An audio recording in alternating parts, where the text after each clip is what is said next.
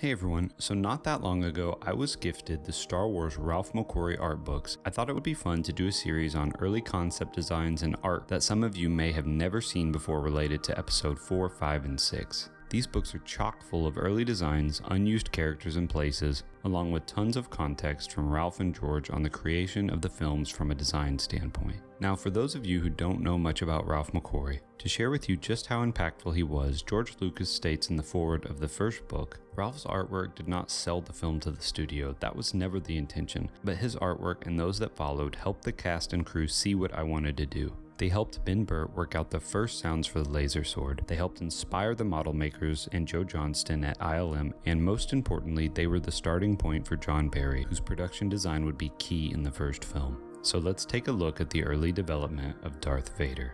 I think I did the sketches for Darth Vader in about a day and a half total, and I came up with the goggle look and this sort of dog-like snout. I was moving very fast and I didn't have all week to fool around with Darth Vader. Darth Vader in the movies is better than my sketches because he looks huge. He looms over you.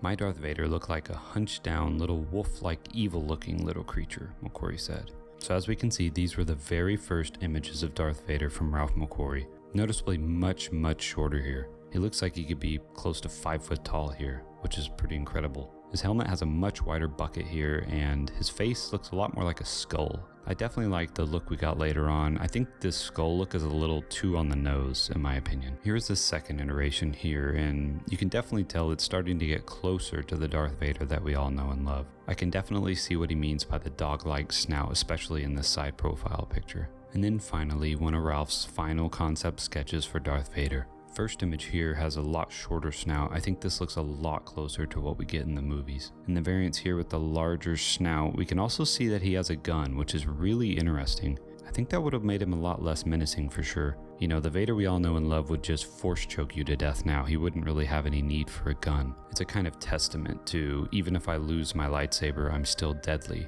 But with a blaster, you kind of have that backup safety, which seems a lot less scary in my opinion. And then here we have a pretty iconic sketch that I'm sure a lot of you have already seen. This was a thumbnail sketch for the production of the illustration Laser Duel. This scene was originally described for the second draft of the January 1975 version of Star Wars. And to really emphasize just how impactful Ralph's painting was, sound designer Ben Burtt said, "I had an immediate inspiration by looking at the painting of Vader and Luke. I could hear the lightsaber. From seeing the picture, I could hear it." Now, when it came to the costume design specifically for Darth Vader, after the concept design was kind of finalized, something that's really interesting is we have here a list of character notes that were taken by McQuarrie during a meeting with Lucas in which he described the look of the key characters. You can see here some of the early versions of the mask front plate look definitely a lot more bug-like. And you can see some of these sketches have the name Vader written on them. That was actually from Lucas. Lucas added titles to the series of costume designs when the design was approved. So for example, this image here was when the cloak was approved for design, and then here you can see shots of the helmet being approved for design, which is really crazy to think about. This was the official Lucas sign-off here on the creation of the costume. I hope you enjoyed this look of some of Ralph McQuarrie's early designs for Darth Vader. I know some of these images are circulating online, but it's definitely interesting to see like personal notes that Ralph McQuarrie took, and then some really candid sketches as well. It's really incredible to see like sticky notes of